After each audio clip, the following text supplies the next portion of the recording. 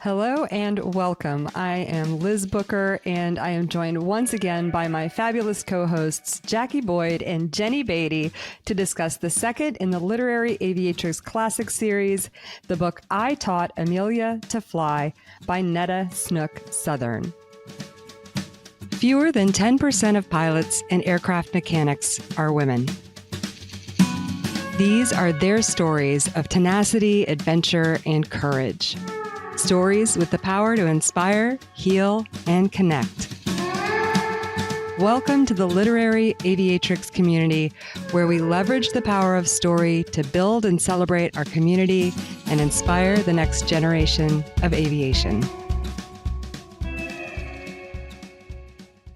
Jenny and Jacque, welcome back. Thank you. Glad to be here. Good to see you both. Thank you. This is so exciting. We are making our way through these books just one at a time, and they are so fascinating.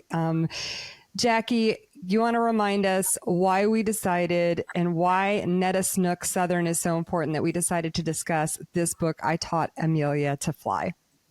Okay. This is the cover of the book, and I just want to say Jenny has made me feel guilty through our recordings, and I began to put covers on all my books. So there is a little guilt involved.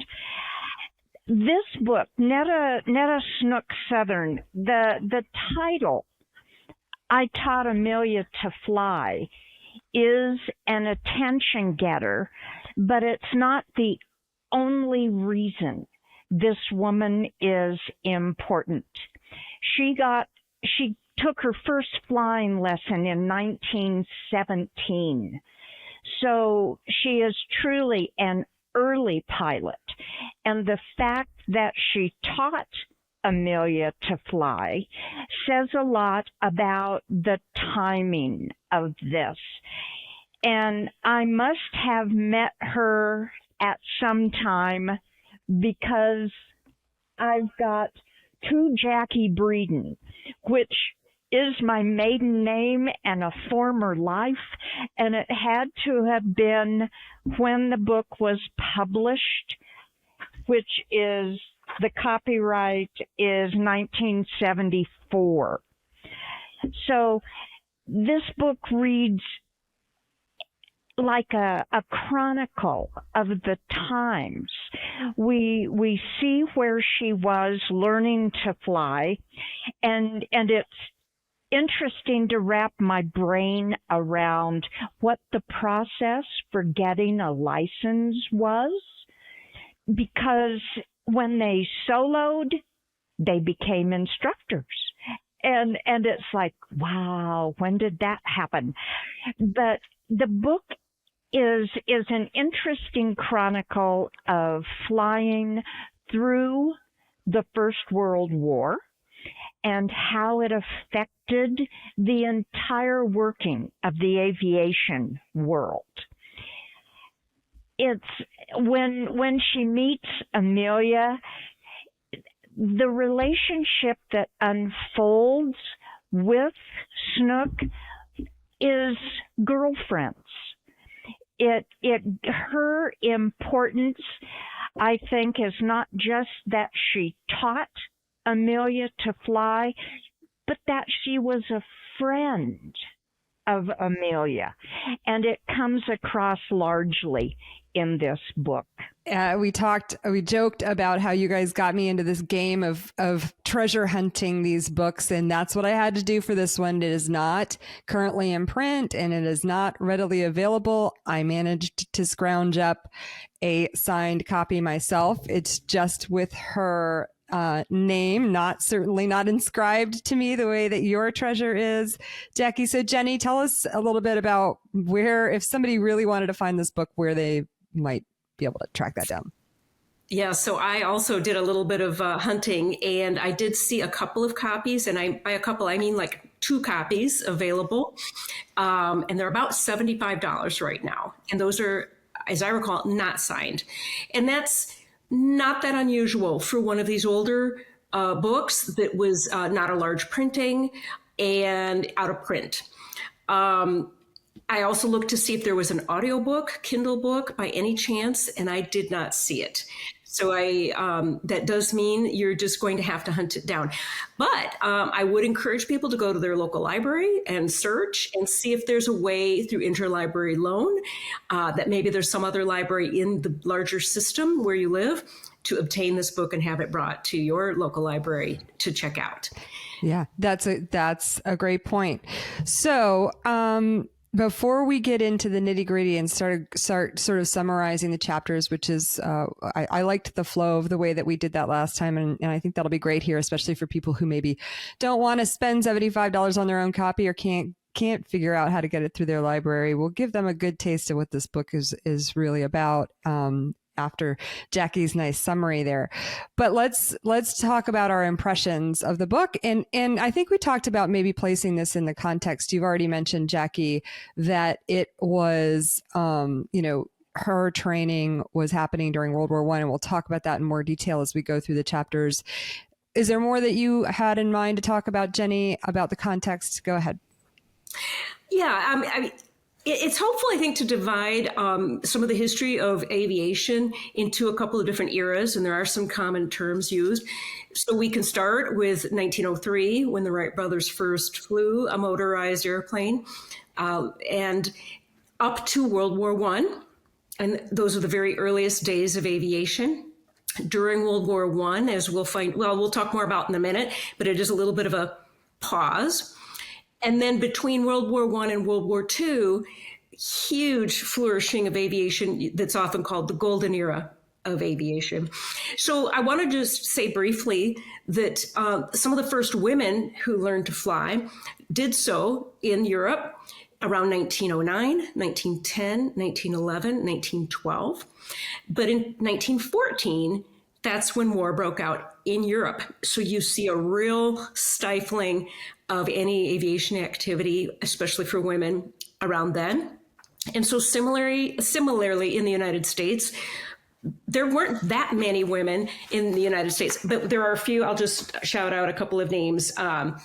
Blanche Stewart Scott, Harriet Quimby, who was the first licensed woman pilot in the United States, 1911, and her friend Mathilde Moisant, and Ruth Law, and Marjorie and Catherine Stinson. Just wanted to shout those names out. And those all, though, were fairly early, again, around 1911, 1912, 1914. All right. So what are our impressions of this book overall? And I'll just start off in terms of the writing. So Neta has a fascinating story, but she's no Louise Thaden in the writing department. We have to confess that. It's a well-edited book. It's clear. Honestly, I feel like it's written on possibly like a third or fourth grade level. So somebody young could understand this book. The way that it's written, that doesn't take away from the content of it. It just isn't lyrical and poetic in the way that our girl Louise was in terms of her writing. I found some of the passages, especially where there are conversations, to be a little clunky. They're just sort of inserted in these giant quotations back and forth, trying to give us a sense. I know that she's trying to put us in the scene, and I appreciate that. There's just maybe a little more art that could have been put to it. What about you guys? The lack of artistic flair didn't concern me at all. And I think, you can ask Sarah Rickman about me and this. I hate the term creative nonfiction, where everything is lyrical and wonderful and beautiful. When she introduces the book and says she used her journal and her logbook for a lot of it, it shows. It's very direct and not at all labored. I liked it. Yeah, and that fact lends some credibility to it, right? Because this was published so long after the events, not the way that Louise's was in 1938. So, you can trust that this accounting is accurate because she used her own source material. How about you, Jenny? Well, one of the things I did like about the book, and I think it is a benefit for us that she did write it, 50 years later, is she goes into some detail about day-to-day living during those times in her childhood and the very earliest days of aviation, but also the mechanics of cars.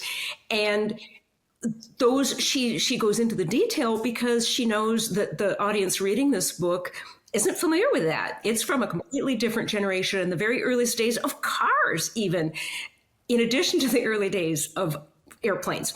And she does go into rich detail with some certain parts of her story that do make it more interesting. But I do agree. I mean, the word clunky came to my mind and you used it, Liz, with the conversations. And as it seemed to be a way to introduce some little factoids that, maybe a different writer would have handled that differently. But again, it's a powerful story, and she just led a fascinating life. And so this book is important, and it certainly brings it all to us. Absolutely. I agree. And so let's get started. I'm going to summarize chapter 1, which there was a little bit of art in this where, she uses Amelia as her selling point in the title. And so therefore, I think it was very clever and smart of her to open the book with the scene in which Amelia comes to the field where she is flying out in California with her father to talk to her about getting lessons. And so we have this wonderful scene where she explains, I thought it would be helpful if my father saw another woman doing this, which, would hopefully gain his approval for her to get lessons as well. So they negotiate a plan to talk about lessons. And the way that she launches off into her own story is by Amelia saying, I can't wait to hear all about you and how you came to flying. And so that's the first page and a half or so. And then she launches into her own story. So she starts telling us about what did make her want to fly? What were the important parts of her childhood? And she starts by talking about taking rides in cars. Her family didn't own one yet, but she got to take rides in cars where they would coast it downhill. And so she got this sensation of a roller coaster, as she says, before I even knew what roller coasters were. And then she also talks about riding her bicycle and putting her feet on the handlebars, because if she was going downhill, she couldn't keep up with the pedaling. And so she got to coast downhill. So these are sort of like her early associations with that sensation, that feeling of flight. So she also spends time going to her local fair where she gets really excited for the evening or the late afternoon launch of the balloons. And she even talks about how there are this one of the guys in a trapeze, and she fantasizes about him getting stomach cramps and asking her to take over. So she really she's kind of caught with this bug. Her dad at some point buys a car, and it's their first car, and it's in the garage, and she is alongside him as he learns about the engineering, like the mechanics. How does the engine work? They're filtering fuel through a chamois cloth so that they can, not clog the carburetor. So she's getting exposed at a very young age to mechanics and engineering, and she really understands how the car works long before she's even able to drive it. And in fact, she asks her father if she can drive it, and he says no. But then he goes out of town, and she goads a local boy into helping her, because you had an external crank for these cars, so you couldn't just like get in and turn the key and start the ignition. Somebody had to crank it for her, and she like needles this guy into someone close to her age. She's like, "Oh, what? Your arm's gonna fall off? Yeah, you're right. You can't do it." And so she gets him to crank it. She takes a joyride around town. Of course, everybody sees this. And the second that he gets off the train, he hears that she's done it. She says that he didn't really scold her, but at that point, he started letting her to drive. I just loved that part of the story. And then at some point, he takes her to what she says might have been the first car fair in Chicago. And she is just all over these cars and their engines and knows so much about them that he starts introducing her as his boy, which I thought was really funny and interesting. She also had her grandparents who lived nearby, and she talks about riding her grandmother's horse, Min, but more importantly, she talks about her grandfather's workshop and the fact that her grandfather had actually fashioned most of the tools in that shop himself, and kind of goes into like how that happened.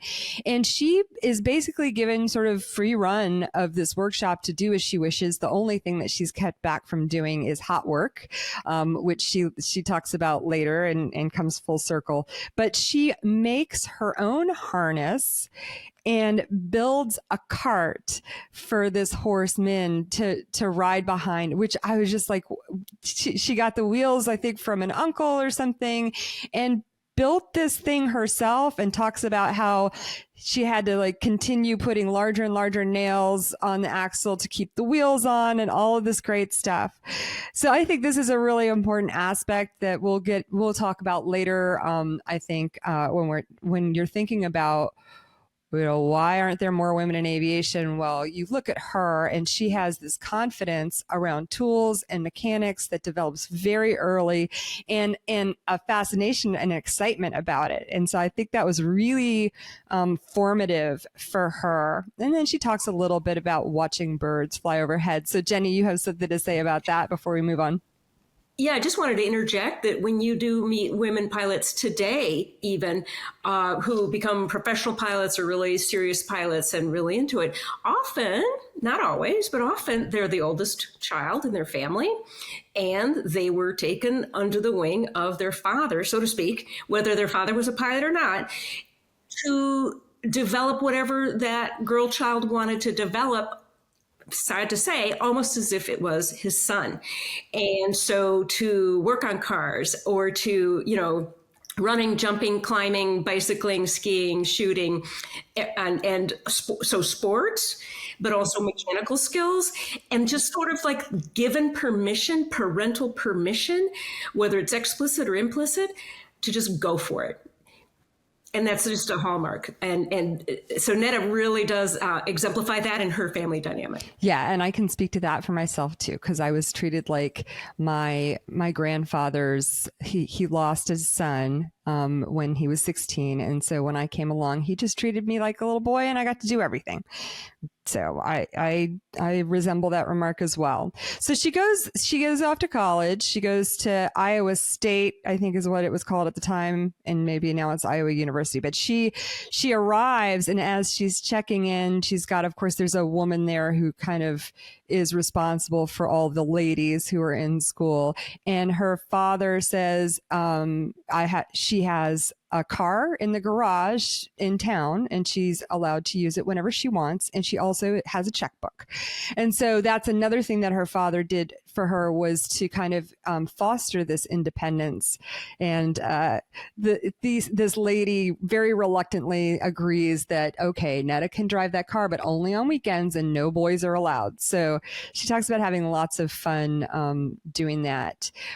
In school, they were required to take a full course load related to home economics because they were women, but they had the option to take additional courses. And so the additional hours that she took, she studied mechanical drawings, combustion engines, tractor repair and maintenance.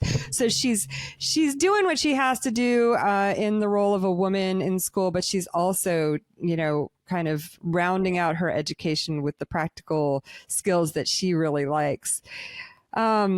She spends her time in the library while she's at this school. So she's reading about balloons and airplanes. And now, because she's getting her head into this, she really wants to fly. She still has not seen an aircraft fly, though. She's just read about it at this point. So in her second year, she applies, because she's so excited about this, she applies to the only aviation school in the United States, the Atlantic Coast Aeronautical Station at Newport News. And she is declined because she's a woman. And then the next year, she learns of a school nearby and in Davenport, Indiana, and she gets accepted to it. Say that again, Jackie? Iowa. Oh, sorry, It's Iowa. Davenport, My mistake. Iowa. Yeah. Yes, because she's going to school in Iowa, and it's right there. It seems like this It is on the border of Illinois. Yeah, exactly. So she gets accepted. She is. It gets a little confusing at the end of this chapter because she says that her father said no and her mom took a lot of convincing. So I turned the page to chapter 2 and I wasn't sure what was going to happen. But Jackie, why don't you take us through chapter 2? Well, she did ask her parents for the $400 for the course and obviously got it, because chapter 2 starts with her meeting William Cook, who was the president of the flying school. And I thought the conversation that she related was hysterical, because he says, "Oh, hello, Miss Snook. I recognized you immediately by your gorgeous red hair. I just knew any girl who wanted to fly is sure to have red hair." I loved it. But the thing about this chapter that struck me about the era, about the development of aviation, was they were building the airplane that they were going to fly in. And so it goes through the process of the build of the aircraft. No one knew how to fly it. And the fact that one of the men at the school had visited the Curtiss Wright Flying School in Newport News, the same one that she had applied to before, and they saw Glenn Curtiss's airplane, but Curtiss wouldn't share the plans so anyone else could build it. So the plans that they work off of to build this aircraft were from memory. And so there were those little glitches that happened, and it was a by guess and by golly.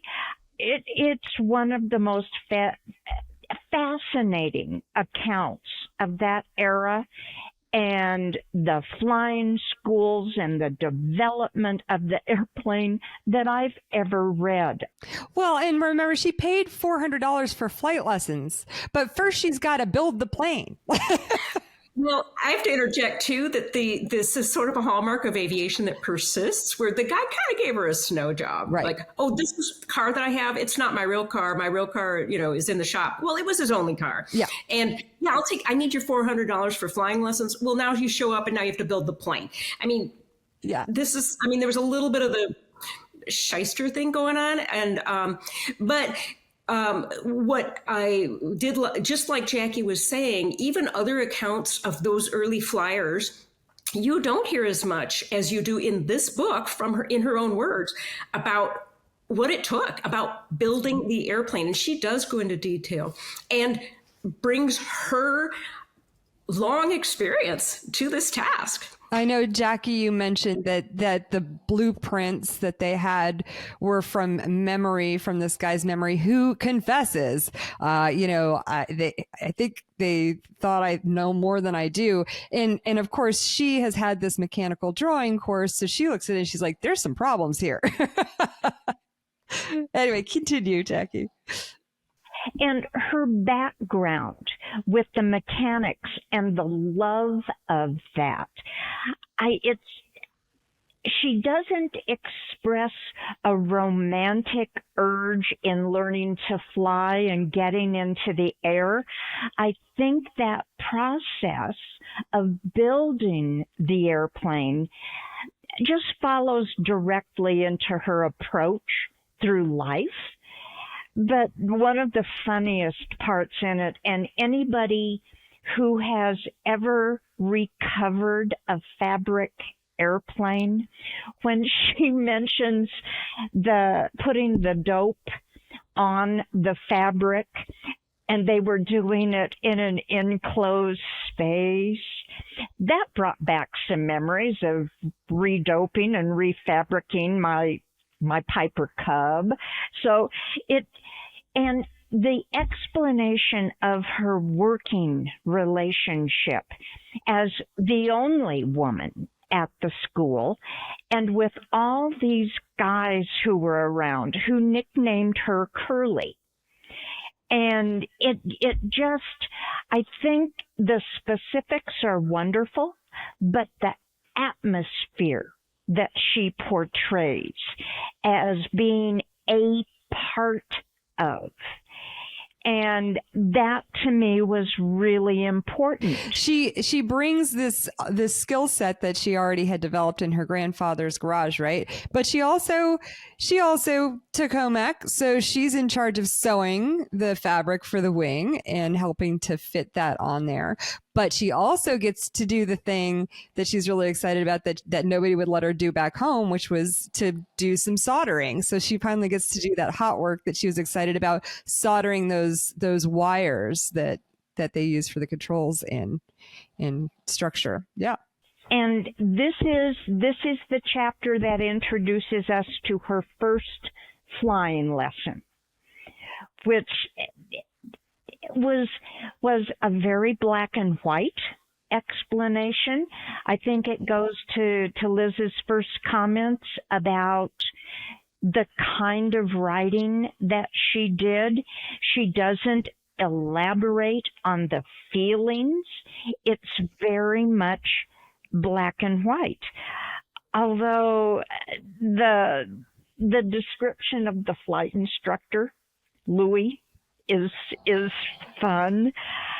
So Louis was this Frenchman who had flown. I know Jenny, maybe you said, or somebody said that nobody had flown, but Louis was their guy, and he was going to be their instructor because he's the only one who was there who could have flown. And he's running around throwing fits, first of all, as they're fabricating the wings, about camber, which I think is a really fun detail that comes back to us later. But yeah, so he just is just ranting and raving about there's not enough camber, for the wings.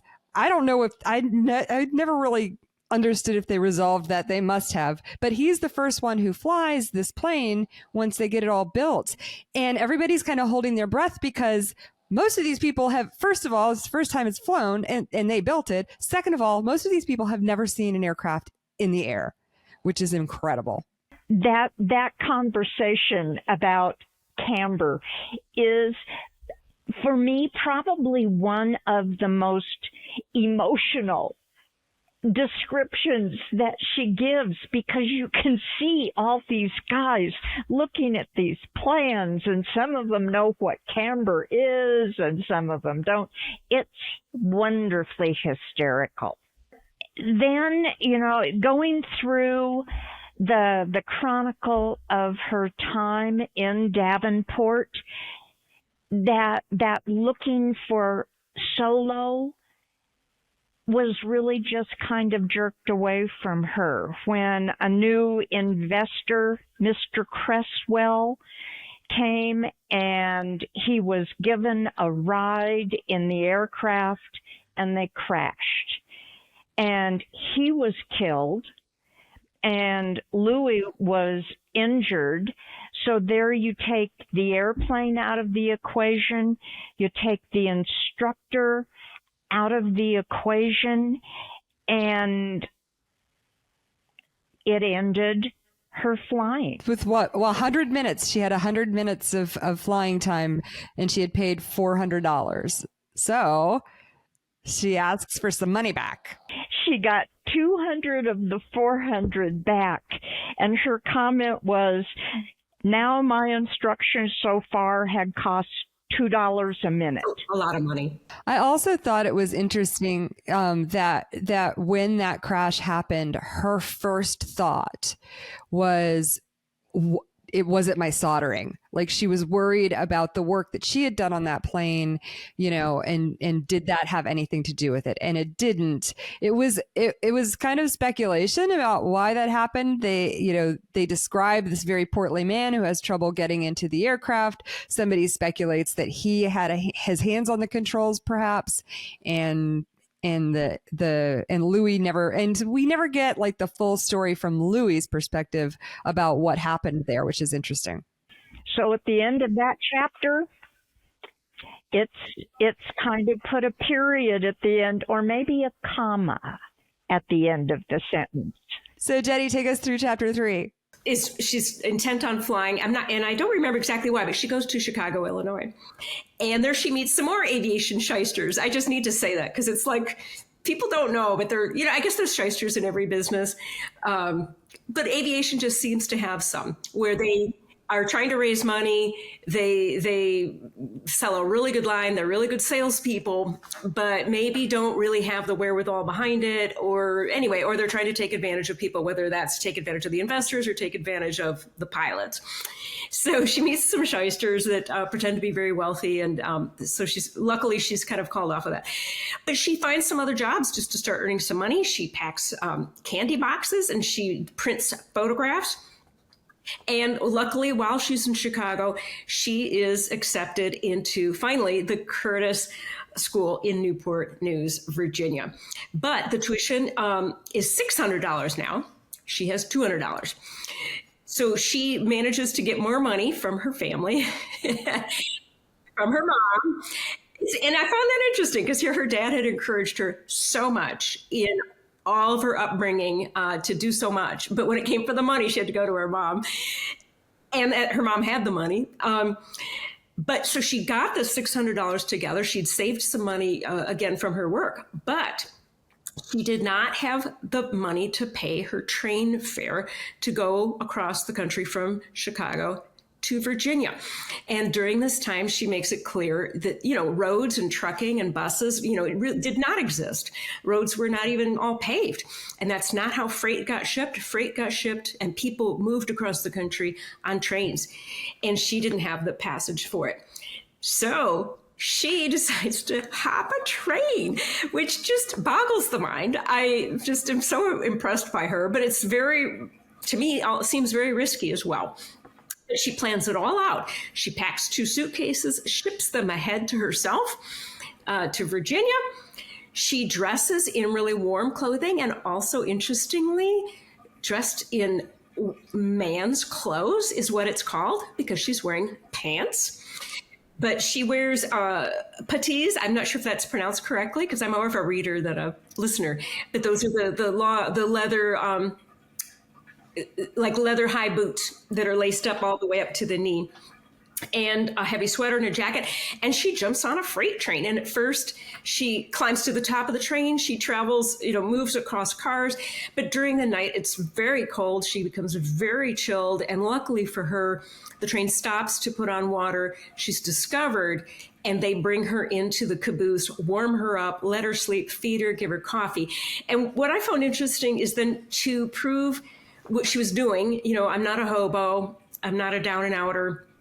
I just don't have the money for the fare. And she produces the letter of her being accepted into the flying school, but also her Eastern Star membership to say that her father is a Mason.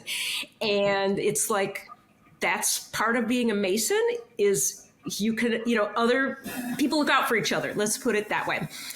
And she really goes into detail in this chapter about the rest of the train, her adventure, because it's actually multiple trains, multiple groups of men help her and pass word to look for this woman dressed like a man, redheaded woman.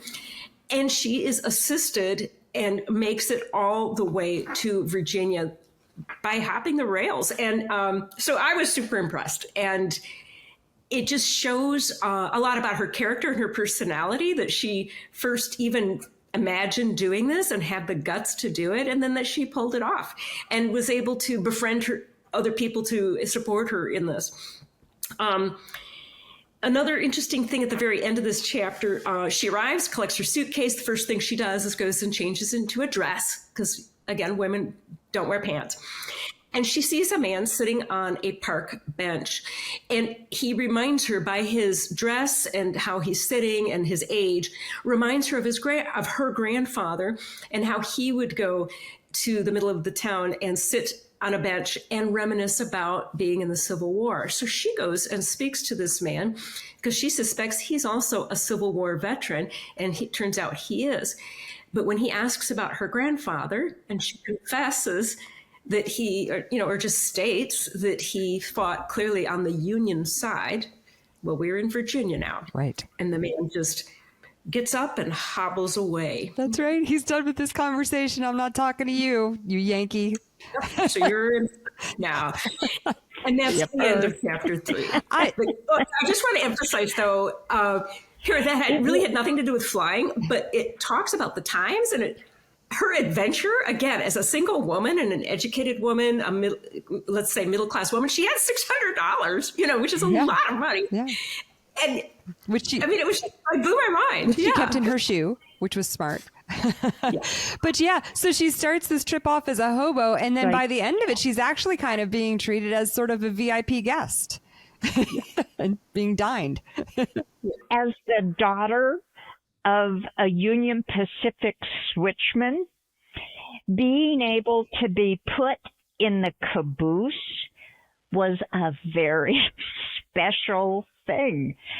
And it was such a normal means of transportation for the middle class and the lower middle class to hitch trains across the United States. But to have it be a woman who was doing it was out of the ordinary. And it shows the deference that the conductor and the railroad workers gave this gutsy little girl. And I did. It struck me because I am a member of the Eastern Star, and my family is very Masonic. My dad was Blue Lodge. Both my grandparents, my grandfathers were 75-year Masons.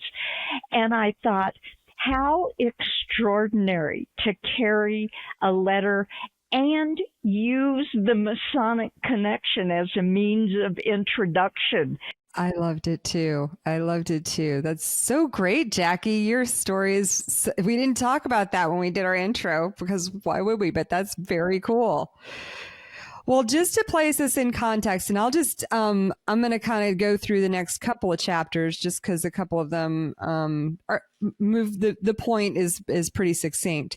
So, just to put us though on the timeline. So she had her first flight back on July 21st, 1917. So she reaches the Curtis School on 5 October, 1917. And she meets, there are 2 instructors there that she is flying with. Primarily Carl Batts is her primary instructor, and then Eddie Stinson, whose name we should all recognize. And she has some really interesting little quirks about Stinson. She says that he's nearly always slightly drunk, but he happened to be sober the day that he took her for her final aerobatic flight. And then this guy Batts is kind of a grump. It sounds like he's equal opportunity gruff with everyone, but he particularly is unimpressed with having a female student. However, he does kind of come around. He gives her sort of the backhanded compliment to her face that unfortunately, she was doing well. And then she hears word from the fellas that he was talking about her behind her back and said, I currently have one flyer in my class, and that he was referring to her. So I thought that was pretty high praise. Well, he said, and she is doing fine. Oh, that's right. And she yeah. Exactly. I wrote down the quote, I only have one flyer in my class and she's doing fine. That's right. So that's pretty high praise in the context of her situation, the first and only woman at this school. So, and she got there, there's context around this as the guys are leaving the Davenport school. They're like, hey, we'll put in a good word for you. And so I think that kind of was the impetus behind her actually getting accepted and making that beautiful trip out to the East Coast. So this chapter is happening, so we're in Newport News, which is right there in Hampton Roads, which is the departure point for our troops heading off to World War I. And somebody gets the idea that, it's possible that there could be aerial surveillance and somebody could be spying on our troop movements. So we're not going to have this civil aviation operation going on right next door to, the source of our national power departing our country. So they shut them down. And Curtis, I guess, probably was kind of privy to the potential that something like this might happen. So he's already planned and started opening a school down in Florida. So everybody comes down to Miami. And so that's kind of what this chapter is about. Before I move on to just a quick summary of the others, did you guys have anything to add on chapter 4? No, so she gets down to Miami, and here we get to kind of see her in my local stomping grounds in 1917, which for me was really cool. They go on some outings and picnics and see alligators and go out on boats and those kinds of things, which for me was really fun to read about. And she gets some more time, and she's just on the cusp of being ready to solo. She knows she feels ready. She's just waiting for the word. And the U.S. government announces that henceforth there will be no more civil aviation, that all of our resources need to go to the war. So she is shut down again. So the third time. So it happened in Davenport, it happened in Newport News, and now it happened in Miami. But she's gotten quite a bit of training, and she has all of this skill that she's developed, this engineering background as well. She goes home. We don't hear much about like her feelings around having to go home because she doesn't spend much time on it. She says she's home only for a couple of months when she gets a letter of invitation from the British government inviting her to Elmira, New York to oversee the production of parts and aircraft that are headed to the front, to the UK, to help support the war effort. So she becomes an expediter, and she is good at this. And she has a friend there. Clearly, we learn later that one of these guys, like, she has really endeared herself and built herself a solid reputation with her peers because they keep putting in good words for her. So clearly, she got this job because somebody mentioned, "Hey, you ought to call up Neta and she'll come out." So she did. But there was some hint that there was a flying portion of this. So this was going to be a way for her to also continue flying, although we don't actually see that. But he does at some point say, hey, you're going to make yourself so invaluable to them. You're so good at this that you're never going to get to fly. You're always going to be in the factory. But she can see these places where, the U.S. people are diverting resources away from the UK production. And she's like, hey, no.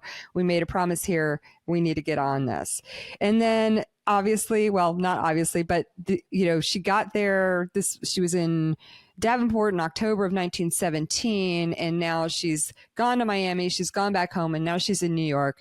And so in the fall of 1918, we have the armistice in November. So the war is now over. And Jackie, I think that you're on with chapter 7. I am. When she got home, she started college again, she said, I signed up for more courses, and in my spare time, rebuilt my Canuck. She had bought one, which the airplane is rather like a Curtiss OX-5, so she had some familiarity with the airplane, with the process. So she was going to college, rebuilding an airplane in her backyard. And at this time, most people had not seen an airplane, let alone have this little girl rebuilding one in her backyard. And they were very concerned about how she was going to get this airplane out of the backyard. The conversations that go with the townspeople are just wonderful. Will she fly it straight up? What will she do? Well, of course, they had the wings off, got it out of the backyard. And it's interesting to remember that there aren't airports at this time. But having learned to fly in Nebraska, I related to her conversation about everything being a landing field. And it is. When she described section lines, everything is on a mile square section line. And so when she flew the airplane, it was out of a field. This was a really fun chapter. Well, before you move on, I think one of the important things to mention is that her first solo is in this rebuilt aircraft, that it was a wrecked aircraft and she rebuilt it. And this is her first solo. And she doesn't even her confidence is pretty high at this point because she's had the flight training. She knew she was ready to solo. It has been probably quite some time since she's flown, which I would feel nervous about my proficiency, but obviously she didn't. She was more concerned about did her mechanical work, was it solid? Was it going to fly? So one of the things that we forget nowadays, we have so many federal aviation regulations, and we have to check so many boxes before we can cross a milestone in learning to fly. So many things that have to be done before we can fly solo for the first time, and so many things before we can go for a check ride to get licensed. None of this is in place. None of it. There are no regulations. There's not even licensing, or it's just getting introduced. And I think part of it's a hand-in-hand relationship for flying the airplane and working on the airplane. And so that kind of a relationship, I think because she had faith in her abilities as a mechanic, everything else fell into place, and soloing was just secondary. But at least she got it done, and it was in her own airplane. But relating to what Jenny said about the regulations, when she talks about having a United States license issued, it was in 1918, and she said in 1918 the government started a program of aviation regulation. Correct. Which continues to this day. But the license said that she could carry, when it said passengers, and it said none, she couldn't carry passengers. So basically she erased the N and it said she could carry one passenger, which is just wonderfully ingenious. Makes your face kind of To me, that's also a just a little sign bit of the times. I Yeah, mean, but when you go on and hear more of what they did, then it's just like, yeah. There's a picture of her license in there, and you could see where she's you can't. It says you could tell like one, and it said none before.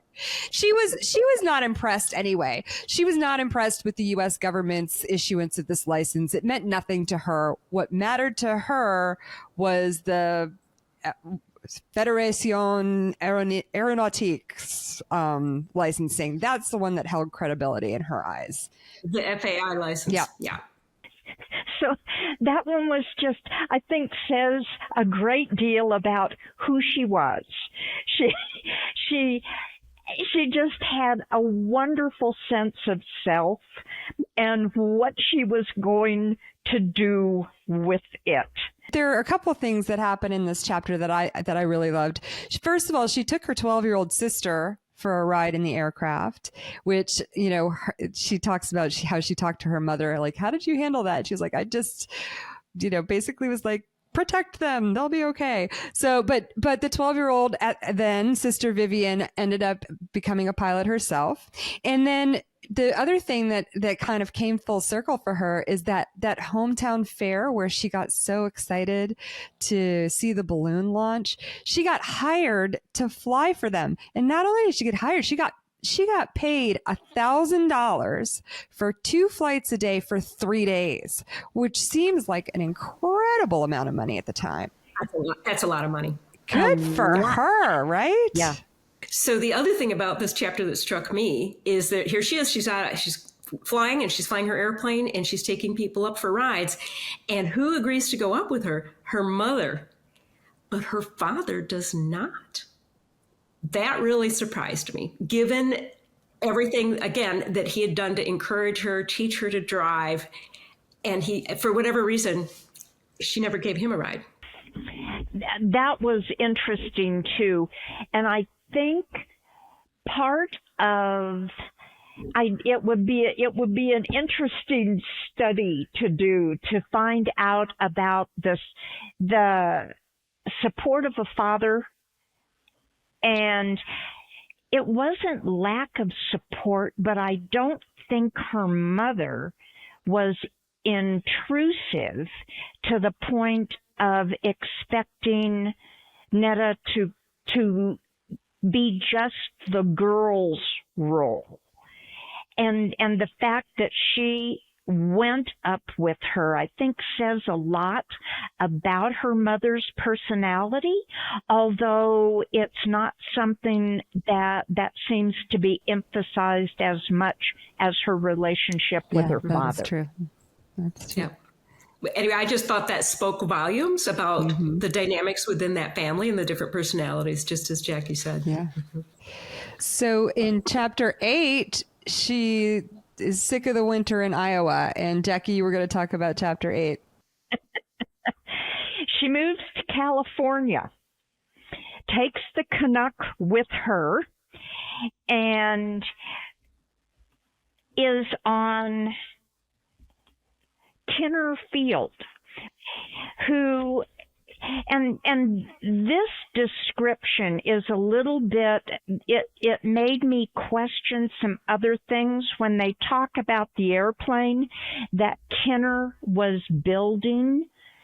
I always thought the first one was referred to as the Kinner Canary, but I don't think it was. So she has a commercial job on the airport, does a lot of advertising, which I loved, painting the advertiser's name on the bottom of the wing so that you could fly over the city and advertise whoever your client was, is just a great description. Since I flew in the Los Angeles area, I was very curious to know where this field was. And based on her, like, she was able to give us the crossroads of where this was. And I don't think that there's any remnant of it anymore. It looks like it's all neighborhoods, but this was east of LAX, the current location of LAX, and north of Compton, kind of, if you drew a straight line from both of those, that's kind of where it was, in the middle of LA there. I was going to take a look at that and see if the field still existed, but that was my homework that I never got done. And it's also indicative of the area and how active, how much of a hotbed of aviation the California area was. Probably because of good weather, but it's a fascinating treatise on that time and the location. And this chapter talks about when she got her puppy. And I cannot imagine a dog the size of a Great Dane in one of those airplanes. It was a fascinating description. Say his name. Cam, it's short for camber. So we come back to the whole camber idea. I love this because I have a Great Dane in my book that I'm writing, and she belongs to she's a cross between a Hispanic and a black flight mechanic, aircraft mechanic.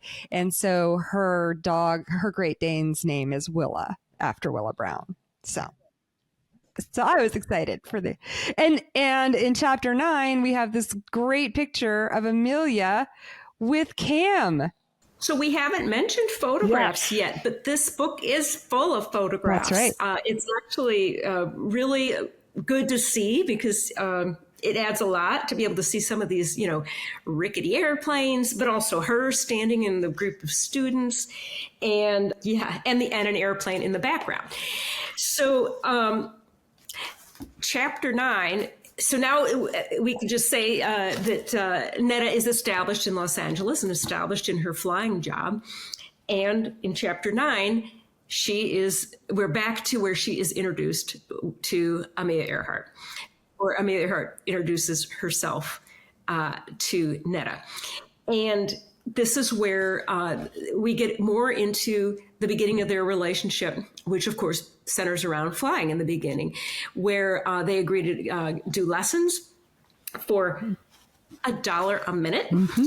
Which, again, if you do the math, that's actually pretty expensive, especially 1921, January 3rd, 1921 is Amelia Earhart's first flight lesson. So yeah, that's a lot of money. But Amelia shows up wearing breeches. They sound like riding breeches, and boots, and a tailored jacket. And Neta describes in detail her impression that she looks well put together, well spoken, presents herself very well. There is a reserve. And she also mentions several times in different scenes that she describes Amelia's aversion to germs is how it's kind of characterized. But she also attributes it to how Amelia had worked. She doesn't talk about it directly, but Amelia had worked as a nurse or nursing during the flu pandemic, so that Amelia did have some pre-med training and some understanding of the spread of germs. And so she washed her dishes, washed her hands in a way that, was a little bit different, I guess, than the way other people were. But they quickly became fast friends. And they were only 1 year apart in age. They're about 24 and 25 years old. They're both single young women. Now, Amelia is living with her family, with her parents in her parents' home.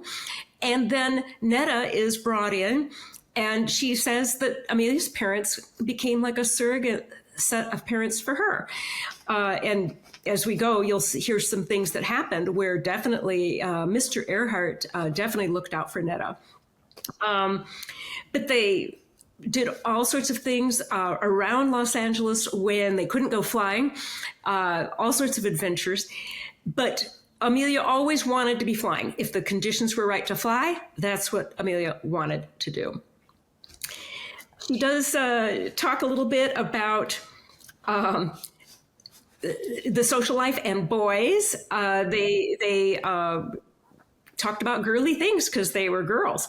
And she says that Amelia preferred older men and that she seemed to be dismissive of younger men who she looked at as being frivolous and irresponsible. And the other thing she mentions more than once is how Amelia showed up, even in her first lesson, always had a book in her hand. And these books she did, oh, I dropped my book, speaking of that.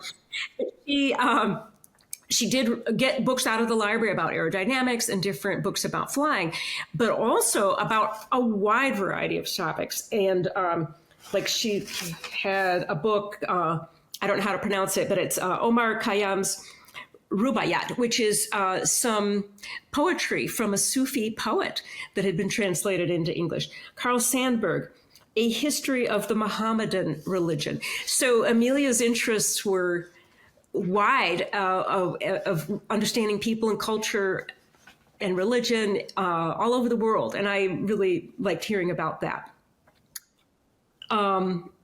She says that Amelia Earhart's father was very proud of Amelia and clearly saw her potential, talked about how she had a big brain and that was going to take her far.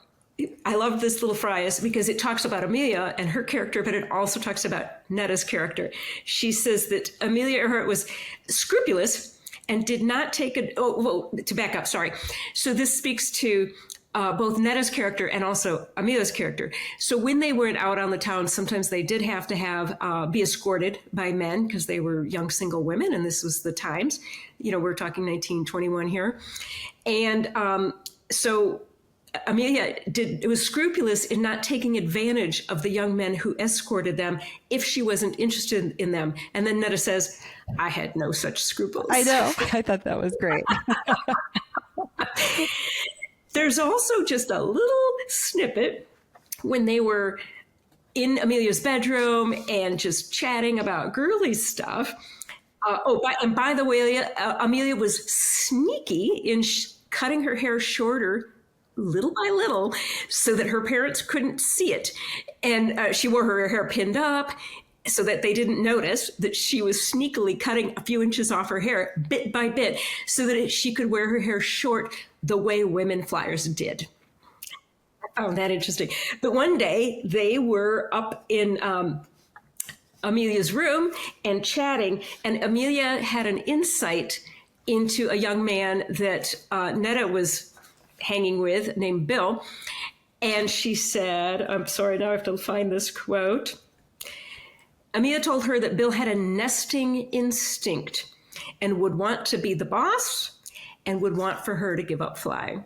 And so it's a little like, put a pin in that. Yeah, a little foreshadowing there. Yes. Interesting. Yeah. And then in chapter 10, she goes more into then the flying that she and Amelia did. So again, obviously she was Amelia's instructor, and now Neta was giving a lot of flight instruction to people in her own this is all in her own airplane, and they were flying every day if possible. And as I said, some of these other activities and fun things they were doing was just when the weather wasn't favorable for it. Another thing she talks about at various junctures is Amelia's kindness, the way she treated animals, and revealed how she had treated horses, for example. They both had a love of horses, and Amelia even talked about how she was able to get a difficult, quote unquote, a difficult horse to befriend her by treating it every day, giving it a treat and treating it softly and kindly. And so what I really appreciated then from these chapters and then from this book is a look at Amelia that's not in Amelia's own words, because we have her own words in some later books, but by somebody who knew Amelia at this young age, a formative part of Amelia's life, clearly.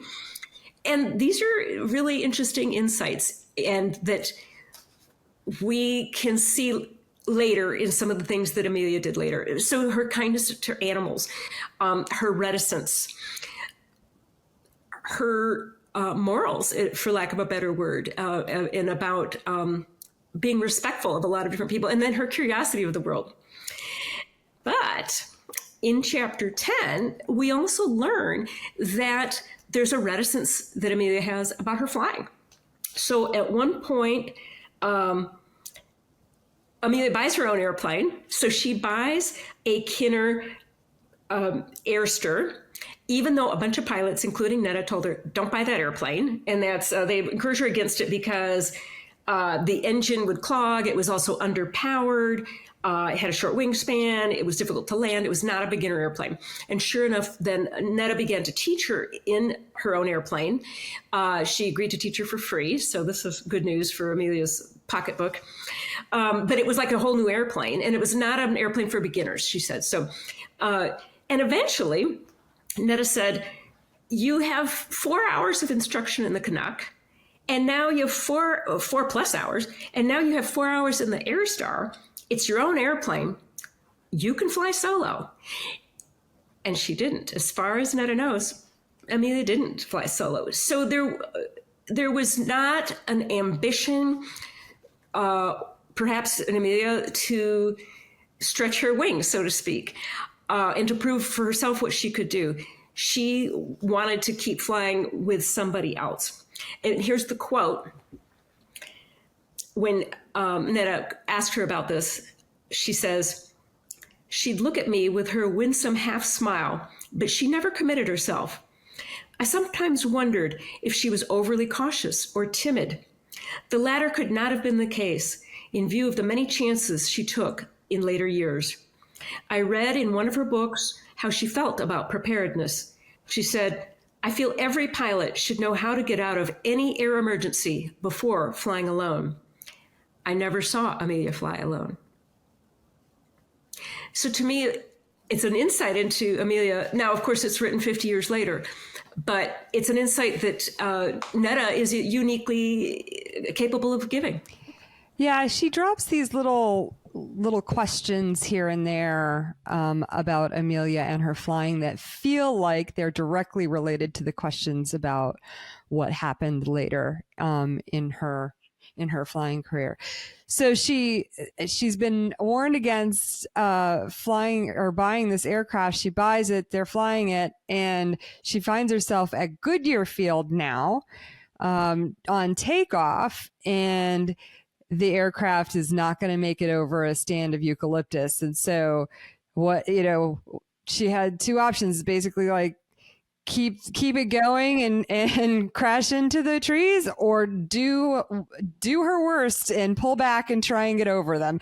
And Neta says, I would have done the same. I would have pulled up, even though it was obvious that was not going to work out. And so they end up crashing in this plane together.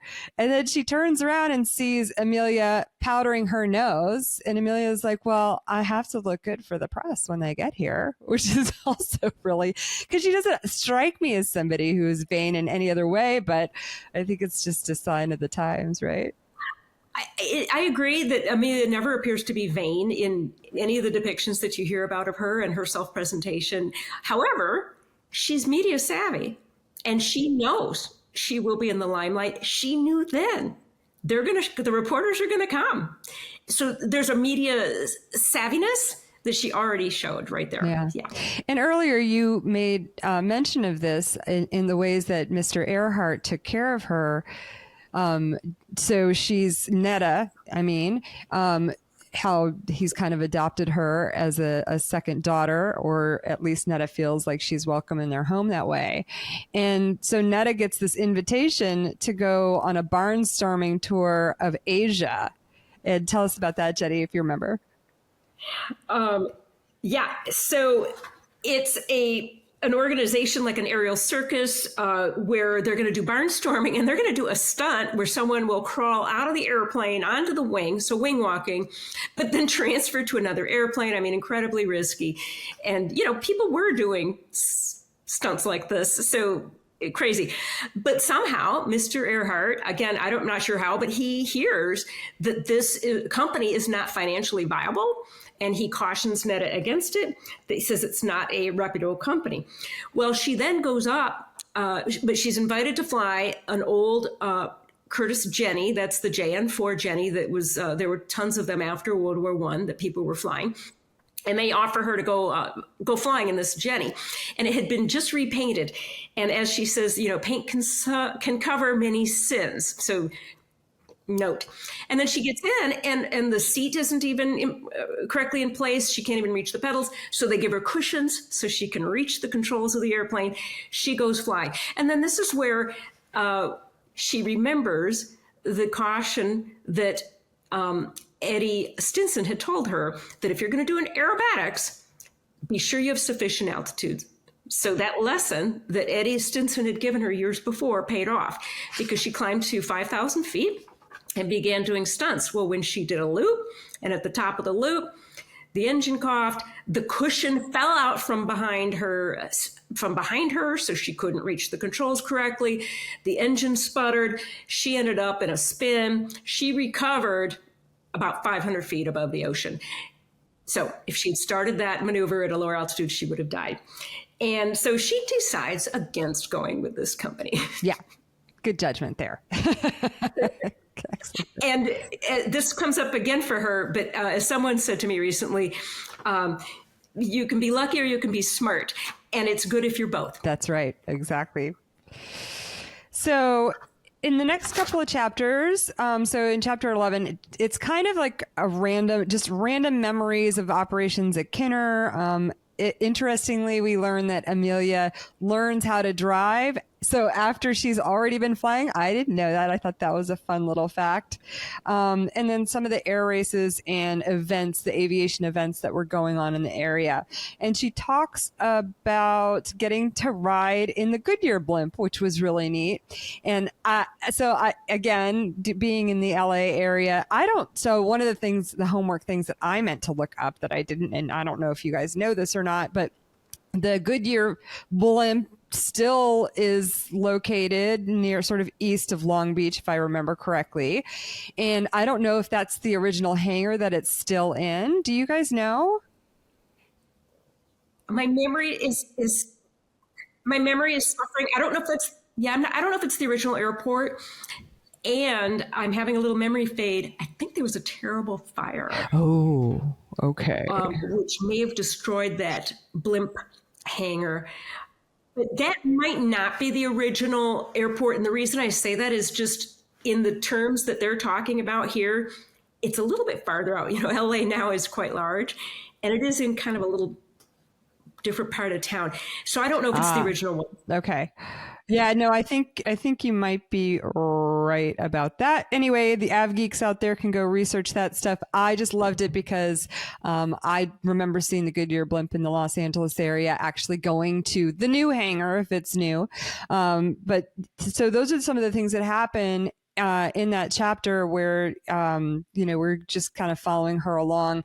And then in the next chapter, she's hired by Douglas to build wings for his first DC aircraft, the Cloudster. So this is the first aircraft that is able to carry its own weight and cargo. And the operations of this are happening in the Goodyear hangar under the blimp as it's sort of floating in the hangar. She's underneath it, sewing wings for Douglas aircraft, which is amazing. And then she also talks about having to do some propeller repairs, and she gets kind of like into the weeds on the mechanical, how do you make a wing? How do you make a propeller? How do you make that twist? And then also like the protecting the ends of it with the copper, and the fact that Amelia was really interested in this because she wanted to know, she knew that she was going to need to know these things to maintain her own aircraft. So she kind of follows along with this. And then go ahead, Jenny, you have something to say. I completely forgot to talk about something I wanted to talk about. Well, let's do it. Go. So there's a famous story about Amelia that after one of her first lessons, she goes out and buys a leather flying jacket, yes. which is brand new. That's this right. is a kind of a well-known story about Amelia. And some of the guys at the airport make fun of her because it looks brand new. Right. So apparently the cachet of being a pilot, to show that you're a seasoned pilot, is that it has to be really worn in. And so she sleeps in it and then rubs oil on it and shows up and says, you know, how does it look now? Do I look like a seasoned pilot? Well, today, to commemorate that, I'm wearing my grandmother's flying jacket. Oh, girl, that's super cool. What? So it's leather. It's got some holes you may see here, but it also has some of her flying pins. Sorry, the lighting is not great. Here's her 99s pin. And my grandmother learned to fly in Washington State, so there's a Washington Pilots Association pin, and there's a National Aviation Organization pin, Association, an NAA pin, and some pins of hers. And anyway, so it's just another memento treasure from my family. And over my shoulder, I have the propeller from my grandmother's airplane. So just as you were saying, Liz, I don't know if you can see it, but it does have on the leading edge of the propeller a metal that's been attached to the wooden propeller to protect it. And that is, as Neta says in great detail, it's to protect the propeller because you're operating out of grassy fields and crops and rocks and grass and everything else just eat up those wooden props. Oh, that's super cool. Jenny, will you send us a picture of you? I think it's in the picture that I used as a cover photo, but we can't really get a sense of it. Will you send us a picture of the full jacket? And then so for people who are watching, they can see it because that is so cool. That's a great story. So I forgot to say it when I was talking about that chapter. So yeah, that's so great. And yeah, that was a funny story. I loved how she was like, okay, how about now? Is it rough enough for you now? I slept in it. Yeah. That was awesome. So just wrapping up chapter 12, unless you guys have anything else. One of the scenes that I thought was really interesting is she just talks about this. She's flying back from, I think, an air show up in the north of the valley, and is coming back down to get to Kenner, and she encounters a fog bank.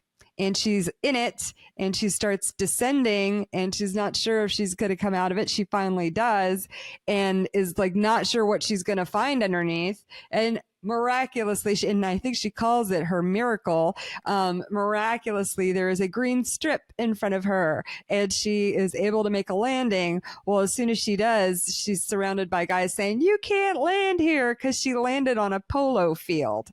But that once they realize, so there was a reason though that she had to, so she didn't just encounter a fog bank. Maybe she was on top. She had a fuel leak that she did not know about. And she makes a point at the end. So she's out of gas now in an emergency situation and in the fog, and makes this miraculous landing. And she makes a point at the end to mention, and just in case you're wondering why I wasn't monitoring my fuel, I didn't have a gauge that told me my fuel. I checked it before I took off and it was fine. And then I was out of gas. So I want to really pinpoint this little scene, because this is the only scene, the only incident in her life that she talks about, her flying life, where if things had not been all in place, like you say, the miraculous landing field that this polo field was, she would have died. Yeah. But not only that, she had entered this fog bank, and then the engine quit, which she doesn't really highlight too much because it had run out of fuel. Right. And so she set up a slow spiral, a slow descending spiral. She knew her speed by the sound of the air through the wires. Yep. Let me just say, and she had only an altimeter and a watch. Yeah. No other instruments whatsoever. And I just need to emphasize, so many pilots since the 50s or 40s who have flown airplanes with basic instruments and instruments that allow them to fly on instruments in the clouds, they are not capable of this. Yeah. So this right here points to her skill as a pilot and ability to keep her cool and keep operating that plane when that was I was just dumbfounded, honestly. Yeah. She could have died, and many pilots do die in that situation. And she kept that plane upright and at proper speed and brought it down slowly and managed to land it. And the miracle was that last part. The rest of it was her skill. Correct. Yeah, she flew the plane. So she doesn't really emphasize that. So she's not really blowing her own horn here, right? But I want to blow her horn because that was a big deal. That was a very big deal. I agree. So Jackie, you want to take us through, not much to say, but take us through chapter 13. It was probably one of the most stunning compilations of the woman's life that I've read, and that stunner came early in the chapter. She had gotten married to the Bill that Amelia kind of warned her about, and got pregnant, had a baby. Someone offered her a $500 Liberty bond, but the provision on him buying the airplane was that she teach him how to fly. And so she had unfinished students, but a friend of hers offered to complete all their lessons and teach the buyer to fly. And the last sentence of the second paragraph of chapter 13, in August of 1922, I stepped out of my plane and have never been in one since. That just stunned me. And a lot of it goes back to what Jenny was just saying about the last incident, her technical skill, her mechanical skill. And to bring it all together in that one sentence just left me breathless. No emotion around it, no explanation, no what went into that decision. Was it him controlling her? Like nothing. And the rest of the book is not about her life at all.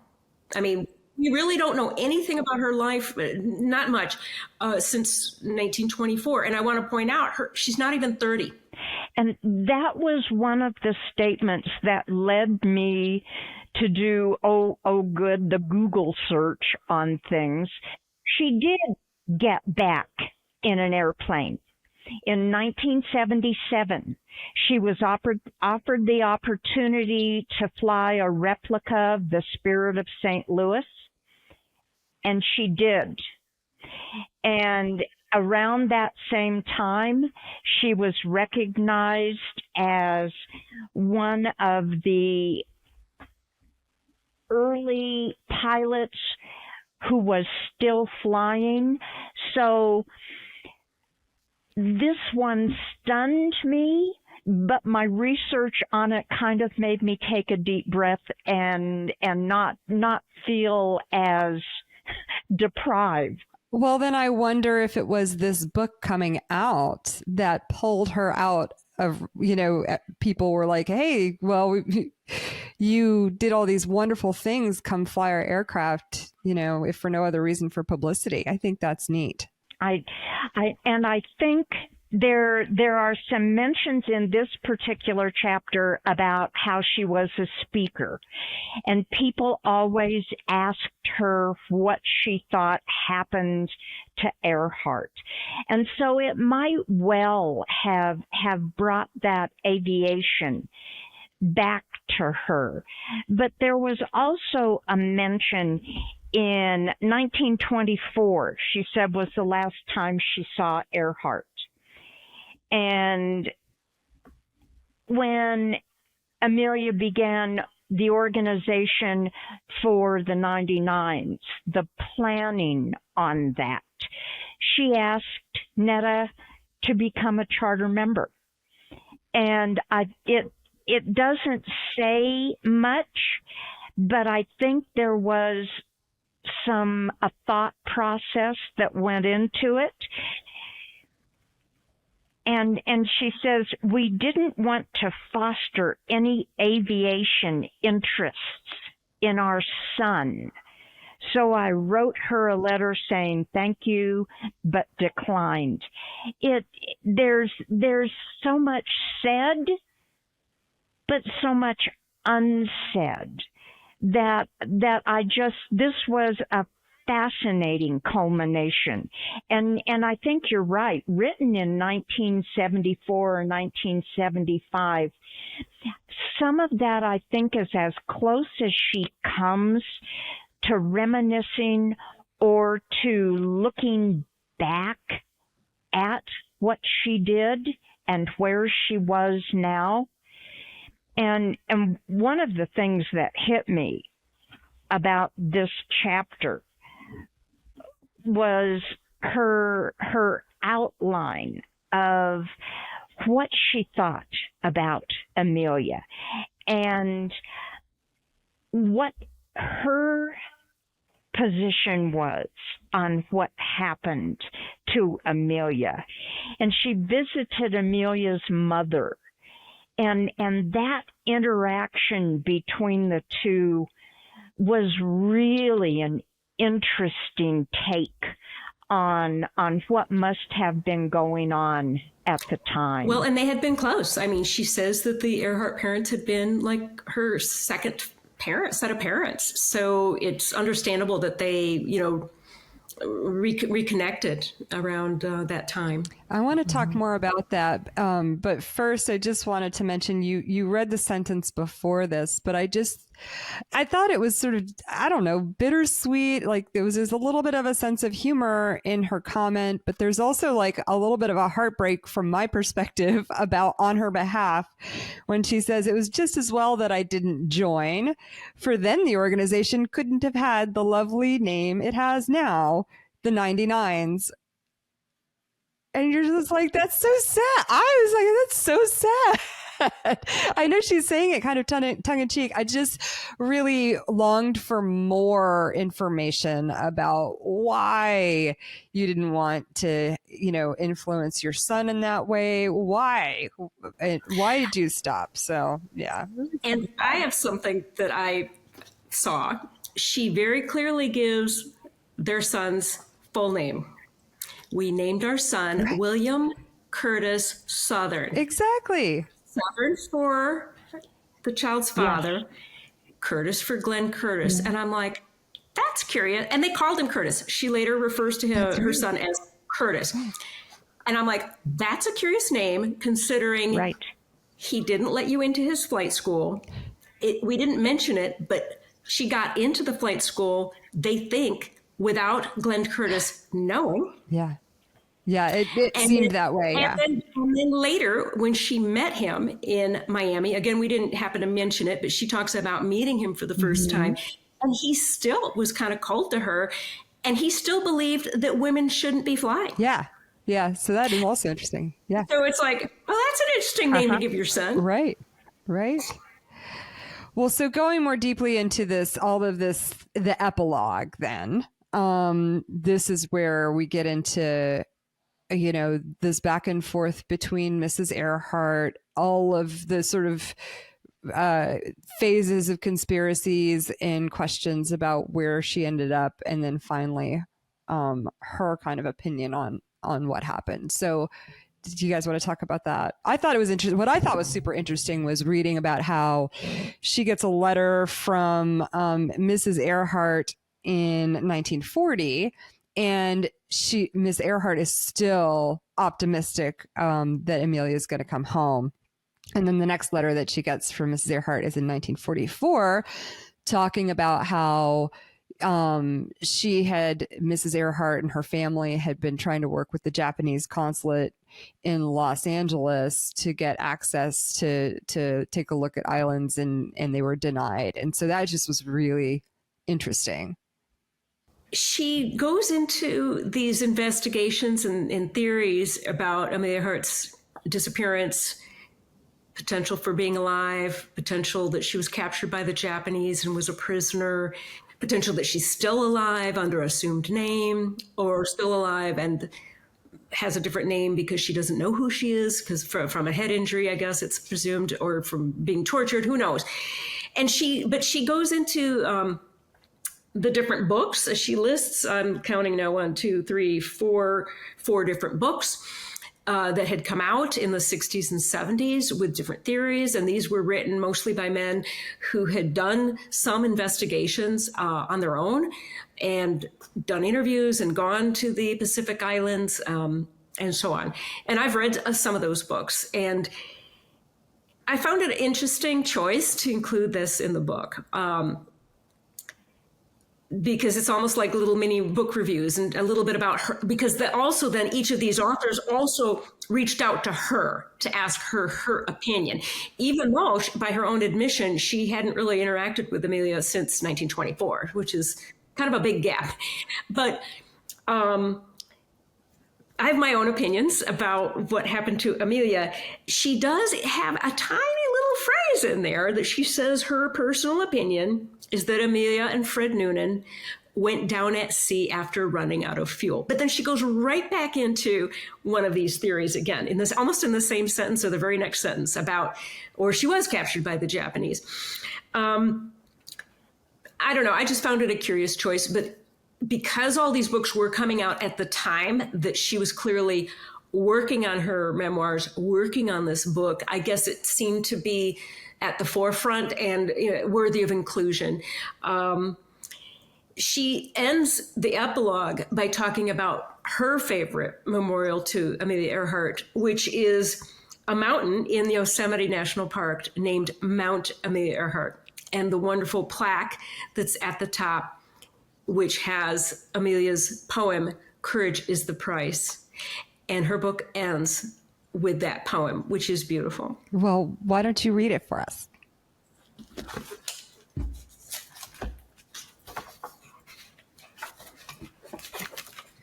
Courage is the price that life exacts for granting peace.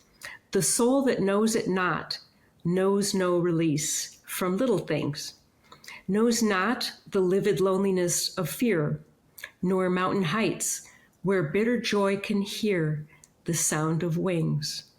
How can life grant us boon of living, compensate for dull gray ugliness and pregnant hate, unless we dare the soul's dominion? Each time we make a choice, we pay with courage to behold resistless day and count it fair. Very moving. Yeah. Yeah. Jackie, did you have anything else to add on the epilogue? Well, I thought it was interesting that she quoted Anne Pellegrino, who at this time had done the world flight. She was coming out with her book. She is an Iowa pilot and is just a marvelous woman. And in the introduction, the thank you for people, she thanked Anne for being a support. And so I thought it was interesting, and I agree with Jenny about it. It almost seemed like a book review of the theories at the time. And then to leave that with Anne's quote, I think says a lot for what she thought and what she felt about what had happened. But just this little bit of hope about what would come next in the theories. And chapter 13 was really fascinating, as was the epilogue. I think it says a lot about who she was. Yeah, and it was clear that the people who cared about Amelia wanted to cling to hope that she would reappear one way or another, no matter what had happened to her, that she would reappear. Yeah, right. This was an interesting aspect of talking to the author of Great Circle recently. She said something along the lines of there's perhaps something about Amelia's age and her aesthetic, and the fact that like people just couldn't reconcile her dying, and so because this woman wrote a book that speculates a fictional character that does a circumnavigation of the world and disappears, and it has a different ending. But I just thought that that was a really interesting point. It's just, you've got this young, vivacious public figure, and people just couldn't let her go, So And I thought it was an interesting choice just looking at the entire book, where once you've read this book and learn about Neta's own life, her own self, her own capabilities and her achievements, the things she did in her life, that alone was worthy of a book. Yeah. Oh, for sure. But she made a choice to make it about, I taught Amelia to fly. And so this, and then she doesn't talk again about anything in her life past 1924, really. And so this is the bookend at the end where she discusses, the end of Amelia's life. It does kind of bookend the book. Yeah, I mean, that's kind of the definition of a memoir, right? It covers a period of a person's life. It's not an autobiography about everything. And, it would be interesting to have a conversation with her and know what she did afterwards. And it just felt very abrupt for her to just say, I had babies and I was done. There are a couple of books out. She lived in Los Gatos, California, and there are some books out about her later life. I kind of read some blurbs about it, but there is nothing about the aviation portion until she starts doing the speaking, which I think probably coincides with the publication of the book. And so that kind of forced her back into looking at that portion. But for me, this book humanizes Earhart more than anything I've ever read, including Earhart's work. And it casts a very interesting look at her parents. I'd never seen the description of Earhart's father quite as well done as in this book. So it's so much more than the teaching Amelia to fly. And I wonder how much thought she really gave to what it was she was giving us by writing this book. And speaking of which, takeaways, let's do some of that.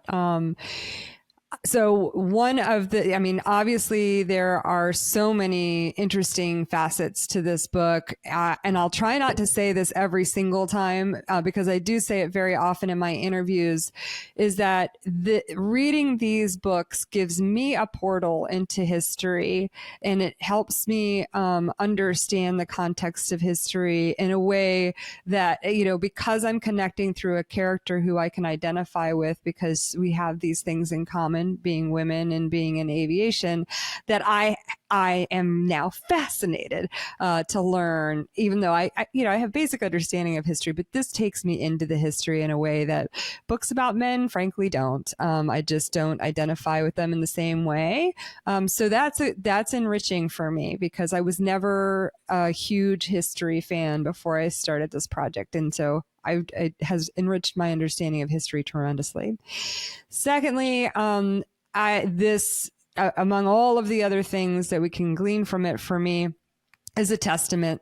We touched on it earlier, a testament to the importance of early exposure for young people to a variety of opportunities, and in order to kind of bring them into engineering and math and sciences and not have it be scary for them or intimidating for them later on in life and therefore not be interested in it.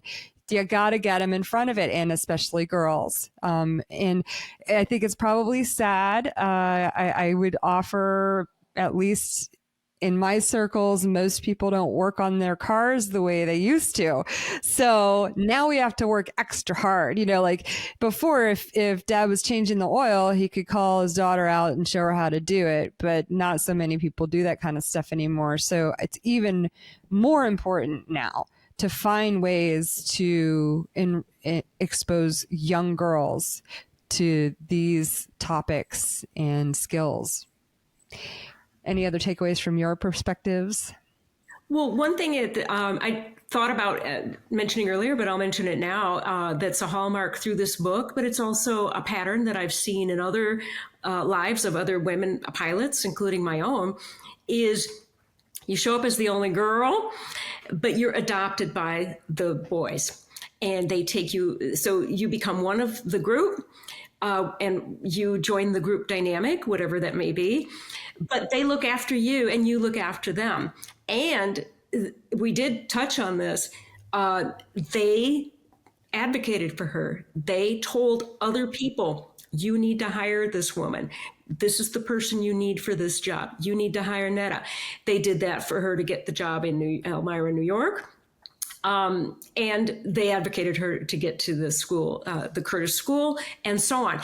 And it touched upon how aviation, of course, then was quite a small community. It's still a small community. People don't realize it, that this seems like there's thousands of pilots. There are thousands of pilots, but it's a small community and your reputation precedes you. And in her case, when she went to LA, it talks about how when she ended up, I think it was at Goodyear Field, there were 3 of the men who had been students with her at the Davenport Flying School. And her first instructor, Mr. Louis, was there too. And this was years later, and after all these different adventures, one of them had even been to the war and come back. I mean, this is my experience in aviation. If you're in it long enough, 30, 40 years, you will work alongside, again, with people that you met back when you were a student pilot or in your very earliest days. There's something here about, and it's like this reading these books and crossing the span of history and seeing like the places where women were out and back in, and just the painting is taking shape. It's not fully formed in my vision yet, but there's something in here that points to the attitudes toward women in a very early aviation where everybody is new to it. And so a woman comes into the barn. She comes with some chops. Like she knows how to work on, she knows mechanics, she knows how to work on stuff. So she brings that for sure. But at no point does she come across as like a Pancho Barnes, like super masculine woman in any way. She seems to maintain her femininity at the same time that she is skilled at these things, and she's accepted. And then I juxtapose that with the books that I'm reading that are, early airline pilots and this established toxic masculine culture and anti-female culture. It seems so much harder to be accepted in the way that you're talking about, Jenny, in the larger sort of institutionalized cultures.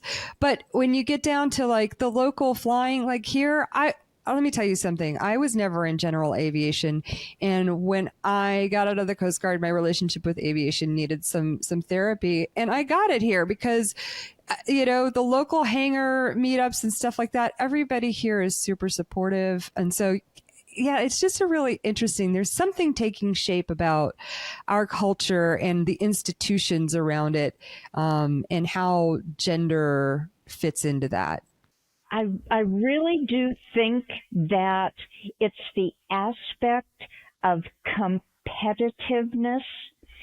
Someone is taking something away from someone else, be it a woman taking their job or this sort of thing. I think that competitive behavior is insidious in this. And feeling the support that you do at the airport, Liz, has nothing to do about being better than or usurping. I understand where you're going on this. And I think early on, nothing ever came out in her book about competing with the boys or the boys thinking she was competing. It was a large open arena that included everybody. There's a low tolerance for people, but especially women, who show up with a prima donna type attitude. And she even mentions, there's just this tiny little sentence where a woman, a wealthy woman who's dressed to the nines and shows up in her Cadillac car, I want to take flight lessons, when that she didn't last. And so Neta herself had that attitude of, you're an amateur. You're just like, no, you're not serious about this.